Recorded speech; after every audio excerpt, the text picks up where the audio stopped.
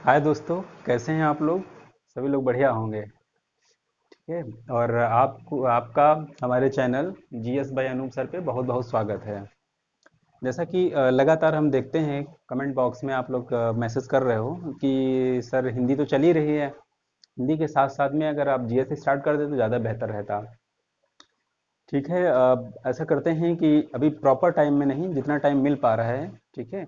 तो हिंदी भी शुरू कर देते हैं हम लोग। और हिंदी चल रही है, हिंदी के साथ में जीएस शुरू कर देते हैं। और जैसे जैसे फिर चीज़ें बढ़ती हैं उस हिसाब से काम होता रहेगा हम लोगों का। ठीक है। और जीएस की बात करें तो जीएस कोई छोटा तो है नहीं, जीएस बहुत ही ज़्यादा ब्रॉड है, काफ़ी बड़ा जीएस है। और उसको एक एक सब्जेक्ट लेकर के हम चलेंगे, और एक एक सब्जेक्ट को जहाँ जहाँ से क्वेश्चंस आते हैं, जैसे जैसे आते हैं, सारे के सारे क्वेश्चंस आपके क्या कर दिए जाएंगे, बताए जाएंगे, और बहुत अच्छे से बताया जाएगा। ठीक है। ज़्यादा समय ना लेते हुए आपकी रिक्वायरमेंट पूरी की जाती है। और जीएस में जैसे हिस्ट्री है, पॉलिटी है, ज्योग्राफी है, इकोनॉमिक्स है, ठीक है, इन्वायरमेंट है। ठीक है। यानी हम कह सकते हैं हम ऐसे बोल सकते हैं कि इतिहास है, भूगोल है, विज्ञान है, ठीक है, अर्थशास्त्र है, संविधान है, ठीक, पर्यावरण है, करंट अफेयर्स है। इतना सारा ब्रॉड होता है, लेकिन उसको हमको एक सब्जेक्ट बाई सब्जेक्ट अगर हम पढ़ते रहेंगे तो हमें कहीं पर भी एक भी पैसे की दिक्कत आने वाली नहीं है। ठीक है। तो जैसा कि आप लोगों को पता है कि जीएस बहुत बड़ी है, और सबसे बड़ा अगर हम बात करें सब्जेक्ट तो उसमें जो भी नज़र आता है तो हिस्ट्री नज़र आती है, क्योंकि हिस्ट्री वैसे भी काफ़ी बड़ी चीज़ होती है। ठीक है। तो स्टार्ट करते हैं हिस्ट्री।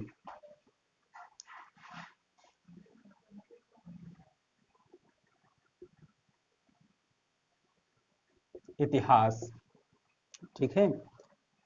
इतिहास, और हम हमेशा बताते हैं कोई भी चीज़ अगर हमको पढ़नी है, आपको पढ़नी है, किसी को पढ़नी है, तो सबसे पहले आपको पता होना चाहिए कि वो चीज़ है क्या और क्यों है और उसका महत्व क्या है। ठीक है। तो सबसे पहले हम जानने का प्रयास करेंगे कि इतिहास हम क्यों पढ़ते हैं, इतिहास हमें क्या सिखाता है, और इतिहास क्यों ज़रूरी है। ठीक है। तो जब हम इन बातों के क्वेश्चंस में जाएंगे तो आप देखेंगे कि इतिहास से हमें जानकारी ये मिलती है कि प्राचीन काल में या पहले भूतपूर्व समय में हमारा गौरव क्या था, हमारी प्रतिष्ठा क्या थी, हमारा समाज कैसा था, रहन सहन कैसा था, खान पीन कैसी थी, अर्थव्यवस्था कैसे था। ठीक है। और विदेशों के साथ हमारे संबंध कैसे थे, हमारे वहाँ जो बड़े बड़े राजा हुए, बहुत बड़े बड़े साम्राज्य हुए, उनमें किस प्रकार की शासन व्यवस्था और प्रशासन व्यवस्था चलती थी। जैसे आपको मौर्य डायनेस्टी में पढ़ाया जाता है कि जो मौर्य काल में प्रशासन था, जो एक पुस्तक लिखी गई उस समय चाणक्य के द्वारा, उस पुस्तक का नाम अर्थशास्त्र है। माना आज भी जाता है, 2020 आ गया उस जमाने से आज तक। और बताया जाता है कि जो मौर्य साम्राज्य में प्रशासन था, जो चाणक्य की पुस्तक पुस्तक में इंगित है, और उससे बेहतर आज भी प्रशासन की इकाइयां नहीं दिखाई पड़ती हैं। या कई बार ऐसा होता है कि लोग वहाँ के उदाहरण आज भी देते रहते हैं। तो ज़रूरी ये है कि इतिहास हम इसलिए जानना चाहते हैं क्योंकि हमें जो पहले हमारे समाज में हो चुका है उसके बारे में हमें बहुत अच्छे से जानकारी हो जाए, कि हम आने वाली पीढ़ी को और अपने आप को, जो प्राचीन काल में हमारी भूलें हुई हैं, जहाँ पे कमियां हुई हैं, उनको वो दोबारा रिपीट ना हो, उन पे हम अच्छा काम कर सकें।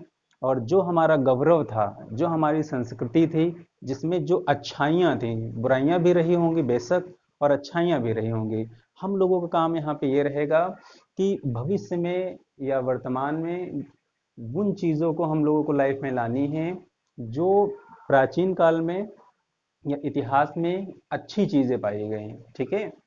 बहुत सारी चीज़ें ऐसी हैं कि वो आपको गौरवान्वित कर देंगी, गदगद कर देंगे कि ये हमारे बाप दादाओं का जो इतिहास था, हमारे भारत का जो इतिहास था, वो कितना स्वर्णिम इतिहास था।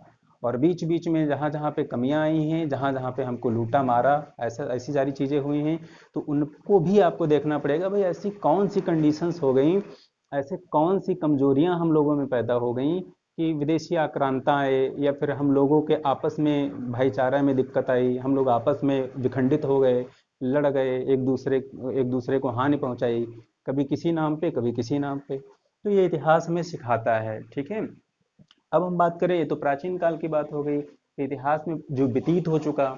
अगर हम बात करें वर्तमान की, तो इतिहास हमें ये भी सिखाता है कि वर्तमान में हमें प्राचीन कालों से सीख करके, उनको अप्लाई करके, कैसे बेहतर तरीके से, चाहे वो अर्थव्यवस्था की बात कर लें, चाहे हम राज्य व्यवस्था की बात कर लें, चाहे हम सामाजिक व्यवस्था और ढांचे की बात कर लें, उसमें हम सुधार कर सकते हैं। ये वर्तमान की बात हो गई। और इतिहास को अगर हम डिपेंड कर दें किस पे, भविष्य काल पे, ठीक है, फ्यूचर पे, तो वहां से भी आप अच्छी कल्पनाएं कर सकते हैं कि जिस प्रकार से अच्छे लोगों ने अच्छे काम किए, अच्छी रणनीतियां बनाई, अच्छे व्यवहारिक काम करे, और उनसे वो लोगों ने अपने जीवन में बहुत ही ज़्यादा प्रतिष्ठा प्राप्त की, वैसे हम लोग क्या कर सकते हैं, पूरी कल्पनाएं भले ही कह सकते हैं, लेकिन हम कह सकते हैं कि प्राचीन इतिहास से या मध्यकालीन इतिहास से या कहीं से भी अगर कोई चीज़ हमें अच्छी मिली, उसको हम अच्छे से अप्लाई करते हैं। युद्धों से सीख ली हमने, ठीक है, कल्चर से सीख ली हमने, सामाजिक ताने बाने से सीख ली हमने, तो आगे आने वाले समय में हमारा भविष्य क्या हो सकता है, बेहतर हो सकता है। ठीक है, क्योंकि चाणक्य को हम पढ़ाएंगे बहुत बेहतर। चाणक्य बहुत प्रासंगिक रहे हैं और आज भी प्रासंगिक हैं। इसलिए चाणक्य ने कहा था कि अगर खुद पर अनुभव करोगे तो आपकी पूरी जिंदगी गुजर जाएगी और आपको सीख बहुत ज़्यादा नहीं पाओगे। तो कई बार हमें ऐसा होता है कि जो पहले लोग अनुभव कर चुके हैं, जो फेलियर रहे हैं, जो सक्सेस रहे हैं, उनके अनुभव अगर कुछ समेट लिए जाएं तो हम लोग बहुत आगे जा सकते हैं। तो ये चीज़ आप इतिहास से जानेंगे। अब आगे करते हैं कि फादर ऑफ हिस्ट्री, यानी इतिहास जो है, इतिहास के पिता किसे कहते हैं, तो एक बहुत बड़े इतिहासकार हुए हैं, फादर जिनको बोल दिया जाता है, तो उनका नाम क्या है, हेरोडोटस। ठीक है, हेरोडोटस। हेरोडोटस को इतिहास का हम लोग क्या कहते हैं, फादर कहते हैं, पिता कहते हैं। ठीक, जैसे हम लोग साइंस में पढ़ते हैं, पढ़ते हैं नहीं, जीव विज्ञान, भौतिक विज्ञान, रसायन विज्ञान, अर्थशास्त्र, ऐसे, तो वहाँ पर भी आप अरस्तु और ऐसे बहुत सारे लोगों को फादर की संज्ञा दी गई है। ठीक है, उस तरीके से तो इतिहास के पिता कौन हो जाते हैं, हेरोडोटस। आज ये क्लास सिर्फ आपको इसलिए बनाई गई है कि आपको पता कराना है कि इतिहास होता क्या है, पढ़ते कैसे हैं, समझदारी क्या है और क्यों पढ़ना चाहिए, बस इस वजह से। अगली क्लास में आपको पूरा विधिवत लेक्चर मिलेगा। ठीक है, हाँ, क्योंकि ये भी बहुत ज़रूरी है। अगर ये नहीं जान पाए कि इतिहास है क्या, आप पढ़ेंगे कैसे, जानेंगे कैसे, तब भी आप उतना अपना विकास नहीं कर सकते हैं। क्योंकि सब्जेक्ट का मतलब सिर्फ सब्जेक्ट नहीं है कि आपने पढ़ लिया है वहाँ टिक कर दिया।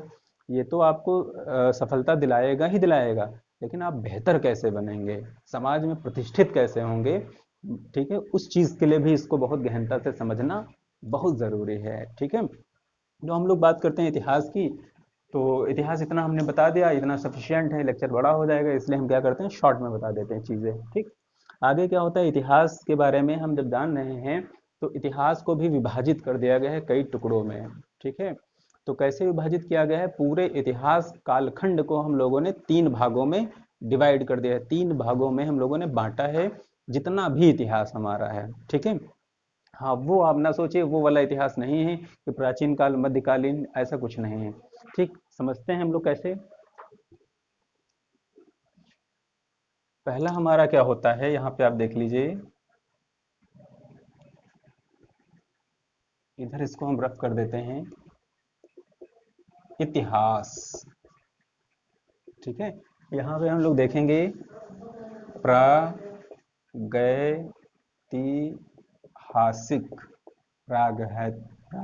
प्रागैतिहासिक काल। ठीक, नंबर 1, हमारा पूरे इतिहास को हमने 3 भागों में काट दिया है, डिवाइड कर दिया है। पहला क्या हो जाएगा, प्रागैतिहासिक काल। ठीक है, सिंपल है, ये यहाँ पे हो गया। दूसरे की अगर हम बात करते हैं, तो दूसरा हमारा हो जाएगा आद ऐतिहासिक काल। दूसरा हमारा क्या हो जाएगा, आद ऐतिहासिक काल, आद ऐतिहासिक, आद ऐतिहासिक काल। और थर्ड हमारा क्या हो जाएगा, ऐतिहासिक काल, ऐतिहासिक काल। कभी जीवन में कोई ये पूछ ले कि इतिहास को कितने भागों में बांटा, तो आप वो मत कहिएगा प्राचीन काल, मध्यकाल, ठीक है, और ये नवीन काल, जैसे हम लोग कहते हैं प्राचीन है, मध्य है, आधुनिक है, वो तो सब ठीक है, लेकिन अगर आपको अच्छे से जानकारी करनी है तो सीधा आप बताओगे पहला हमारा कौन सा है, प्रागैतिहासिक काल, दूसरा आद ऐतिहासिक काल, और तीसरा ऐतिहासिक काल। ठीक है, सिंपल सी बात हम इतनी जानेंगे। 3 भागों में हमने बांटा है इसको, प्रागैतिहासिक काल, आद ऐतिहासिक काल और ऐतिहासिक काल। अब ये सब क्या होता है, ये पता होना चाहिए ना, अभी लेक्चर है तो ऐसे नॉर्मली हम लोग सीख लेते हैं। प्रागैतिहासिक काल का मतलब ये होता है एक ऐसा कालखंड पूरे पृथ्वी पर प्रागैतिहासिक काल के इतिहास का मतलब ये एक ऐसा कालखंड जहां पर आदिम मानव के बारे में बात होती है। पूरा आदिम जनजाति थी, आदिम लोग थे। आदिम का मतलब ये था कि बहुत साक्षरता नहीं थी, बहुत पढ़े लिखे नहीं थे। उनका जीवन हम लोग कह सकते हैं पूरा पशुवत था। पशुवत का मतलब धीरे धीरे वो विकास करेंगे, जंगलों में रहते थे, उनका खान, उनका पान, उनका रहन सहन सारा ऐसा था कि पूरी तरीके से वो विकसित नहीं थे। और यहीं पर प्रागैतिहासिक काल में ही बहुत बड़ी बड़ी चीज़ें पाई गई। बहुत बड़ी बड़ी चीज़ें कैसी पाई गई? जो पत्थर की चीज़ें होती थी, बड़ी बड़ी गुफाएं पाई गई, गुफाओं में चित्रकारी की गई, ठीक है, जिसको भित्ति चित्रकला कहते हैं।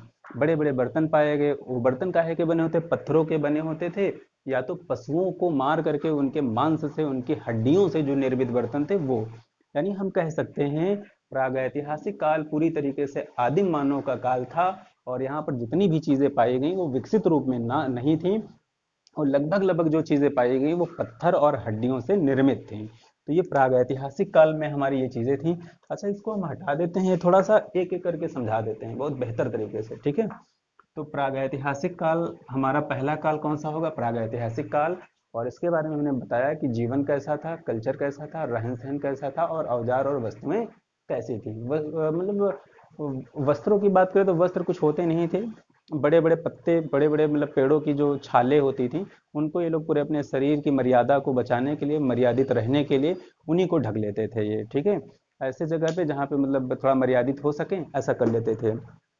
तो प्रागैतिहासिक काल को भी हम तीन भागों में बांट देते हैं। पहला तो आप ये जाने, होल हिस्ट्री, पूरी कंप्लीट हिस्ट्री तीन भागों में बटी है। प्रागैतिहासिक काल, आद ऐतिहासिक काल और ऐतिहासिक काल। उसके बाद में आप देखेंगे प्रागैतिहासिक काल, पूरा जीवन बता दिए। प्रागैतिहासिक काल को भी हमने डिवाइड किया कितने पार्ट में? तीन पार्ट में। इसको भी देख लेते, इसके तीन पार्ट, ठीक है। इसके तीन पार्ट कौन कौन से हैं आप देख लीजिए प्रागैतिहासिक काल के। पहला आपका हो जाता है पुरा पाषाण काल। पहला आप देखेंगे हो जाएगा पुरा पाषाण काल।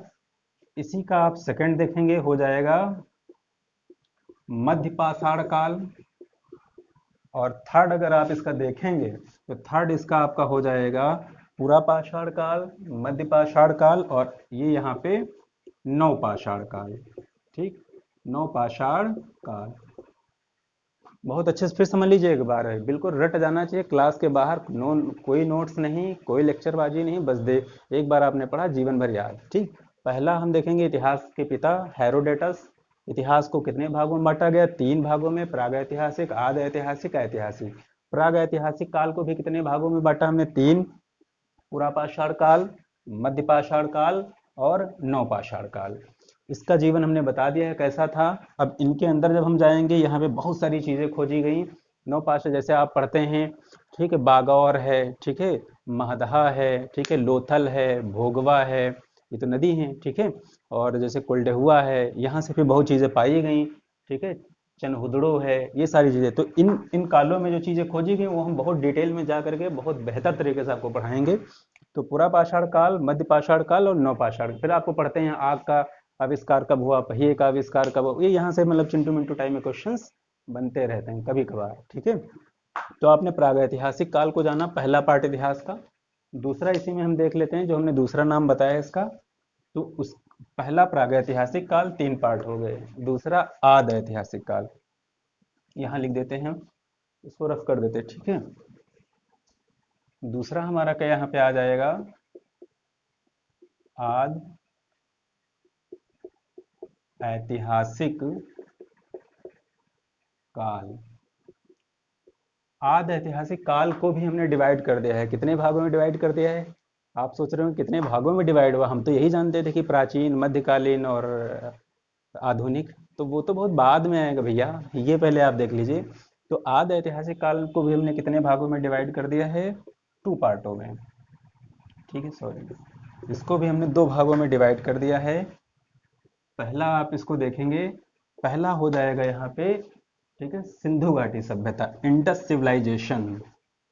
सिंधु घाटी सभ्यता, सिंधु घाटी सभ्यता, ठीक है। इसको आप लोग देख लेंगे, इंडस सिविलाइजेशन, सिंधु घाटी की सभ्यता। अगला इसी का जो पार्ट हो जाएगा, दूसरा पार्ट इसका क्या हो जाएगा, वैदिक काल। ठीक है, कौन सा काल हो जाएगा, वैदिक काल।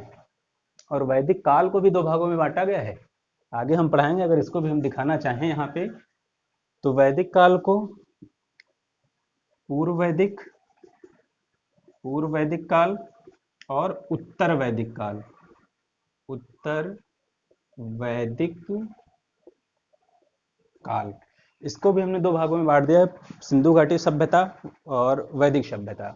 वैदिक सभ्यता में जब आप पढ़ोगे तो वही वही सारी चीजें आप पढ़ोगे। कौन कौन सी साम वेद, ऋग वेद, साम वेद, यजुर्वेद, अथर्ववेद, ठीक, तत्री ब्राह्मण, है ना, ये सारे ब्राह्मण और उपनिषद, ये जितना भी है सारा का सारा यहाँ आपको पढ़ने को मिलेगा कि कितने पुराण हैं, कितने उपनिषद हैं, किस वेद में तंत्र मंत्र के बारे में बताया है, किस वेद में आपको जादू टोना के बारे में बताया गया है, किस वेद में आपको गाने बजाने के बारे में बताया गया है, किस वेद में आपको यज्ञों के बारे में बताया गया है, कहाँ पे होरता होता है, कहाँ पे, और यहाँ पे गायत्री मंत्र को क्या कहा गया है, किस देवता का सबसे बार ज्यादा वर्णन हुआ है, जैसे अग्नि का है, इंद्र का है, 250 बार है, 200 बार है, ये जितनी भी चीजें हैं वो सारी की सारी चीजें आपको वैदिक काल में पढ़ने को मिलेंगी बहुत जबरदस्त तरीके से।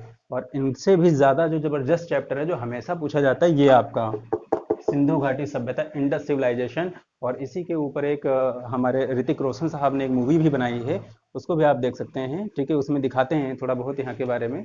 और जैसे एक मूवी सुपर 30 भी बनी है। तो ये दो चीज़ें अच्छी हैं यहाँ पे सिंधु घाटी सभ्यता के बारे में। तो सिंधु घाटी सभ्यता के बारे में आप सारी चीज़ें पढ़ लेंगे यहाँ पे कि कैसे चीज़ें थी, कैसा रहन सहन था, ये शहरी संस्कृति थी कि ग्रामीण संस्कृति थी, यहाँ के लोग सांड वाला जो पशु होता था उसको पूजते थे या फिर किसी और देवता को पूजते थे। यहाँ पे मातृ पूजा परिवार जो होते थे पितृ सत्तात्मक होते थे कि मातृ सत्तात्मक होते थे। ये बहुत जबरदस्त तरीके से हम इस पे उतरेंगे, फिर मजा आएगा भरपूर आपको। ठीक है, तो दो चीजें यहाँ से हम पढ़ेंगे। पहला प्रागैतिहासिक काल हो गया, तीन भाग, पुरापाषाण काल, नवपाषाण काल, मध्यपाषाण काल। सेकंड आपका आदि ऐतिहासिक काल, दो भागों में ये भी बटा है। सिंधु घाटी सभ्यता, इंडस सिविलाइजेशन, वैदिक काल, वैदिक सभ्यता, वैदिक काल, पूर्व काल और उत्तर वैदिक काल। यहाँ तो कंडीशन बहुत बुरी हो गई थी इस समय। जो भारत के हालात है इस समय, जो दुष्कर्म जैसी घटनाएं घट रही पूरे भारत में, ठीक है, किसी भी कारणवश पूरे पूरे संसार में, उसी तरीके से यहाँ महिलाओं की स्थिति बहुत दयनीय थी। ठीक, पहले की जो पुस्तकें लिखी गई, एक इंडिका लिखी गई और मेगस्थनीज के द्वारा एक पुस्तक लिखी गई। ठीक है, और मेगस्थनीज ने इंडिका लिखी और चाणक्य ने अर्थशास्त्र लिखी। वहाँ भी समाज व्यवस्था के बारे में ही वर्णन है। इतिहास जब पढ़ेंगे तो इतिहास का मतलब यह है कि व्यवस्थाओं के बारे में जाने, समाज के बारे में जाने, और सारी चीज़ों का बहुत अच्छा समावेश मिलता है आपको। ठीक, तो ये दो चीज़ें हो गई आपकी यहाँ। अगला हम चलते हैं इसी का तीसरा पोर्शन।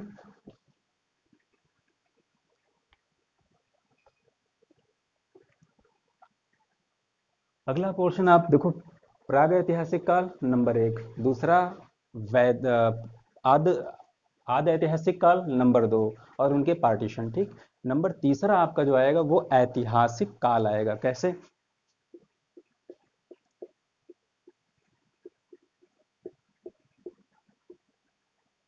ऐतिहासिक काल। अब जो आपने उस समय आंसर बताया था उसका आंसर अब वहां नहीं, अब यहाँ है कि आद ऐतिहासिक काल। जो आप वहां शुरू बताना शुरू कर देते कि प्राचीन काल, मध्यकाल, तो ऐतिहासिक काल को हमने तीन भागों में बांटा है। वो तीनों भाग हम इनके देख लेते हैं। और यहीं से आपको इतिहास में पढ़ाया जाता है मोस्टली टीचरों के द्वारा। यहाँ से इसलिए पढ़ाया जाता है कि यहाँ से सीधे प्रश्न बनते हैं। वो बहुत प्राचीन भी है, बहुत देर से आता है, या फिर लोग बताना नहीं चाह रहे हैं, है ना, इस तरीके से। तो आप अब वहाँ पहले तो उतना आपको पढ़ाया जाएगा बहुत अच्छे से। उसके बाद में वो तीनों पोर्शन जब खत्म हो जाएंगे, समाप्त हो जाएंगे, एंड हो जाएंगे, ठीक है, इतश्री हो जाएंगे, तब हम आएंगे कहाँ पे, ऐतिहासिक काल में। ऐतिहासिक काल का पहला पोर्शन क्या है, प्राचीन काल, जिसको आप बोलते हैं एंशियंट इंडिया, एंशियंट हिस्ट्री बोलते हैं। ठीक है, दूसरा हम लोग जब यहाँ पे आएंगे तो दूसरा आपका क्या हो जाएगा, मध्यकाल। ठीक, मध्यकाल को हम लोग क्या बोलते हैं, मिडिवल हिस्ट्री। ठीक है, और थर्ड आप जब आएंगे यहाँ पे तो प्राचीन काल, मध्यकाल और आधुनिक काल। ठीक है, आधुनिक काल का मतलब ये होता है मॉडर्न हिस्ट्री। यहाँ पे आप प्राचीन काल के बारे में सारी चीज़ें पढ़ेंगे, ठीक है, कैसे क्या चीज़ें होती थी बहुत अच्छे से। वही सारी चीज़ें वहाँ से थोड़ा निकल करके आगे आ जाएंगे हम लोग, ठीक। तो यहीं पे आप सारे के सारे वो पढ़ लेंगे, क्या पढ़ लेंगे, धर्म के बारे में पढ़ लेंगे। जैसे आपका सबसे पहले जैनिज्म है, फिर बौद्धिज्म है। जैन इतना प्रसार क्यों नहीं कर पाया दुनिया में, बौद्ध इतना पूरे इंडोनेशिया है, तिब्बत है, भारत है, लंका है, म्यांमार है, चाइना है, इतने देशों में कैसे इतनी तेजी से फैल गया बौद्धिज्म या बौद्ध धर्म फैल गया, जबकि जैन भी ही था, वो पहले भी आया था, नहीं फैल पाया। तो यहाँ हम इन सब चीज़ों के बारे में पढ़ेंगे। मध्यकाल के बारे में आप पढ़ेंगे, वही 1526 युद्ध से पूरी तरीके से अच्छे से प्रश्न बनते हैं यहाँ पे।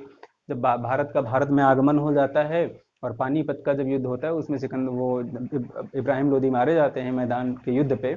और उसके बाद में मध्यकालीन फिर आप पढ़ते रहते हैं पूरा का पूरा, ठीक है। पूरा का पूरा मतलब बहुत सारे युद्धों से भरा हुआ है ये। फिर हम आ जाएंगे आधुनिक भारत में।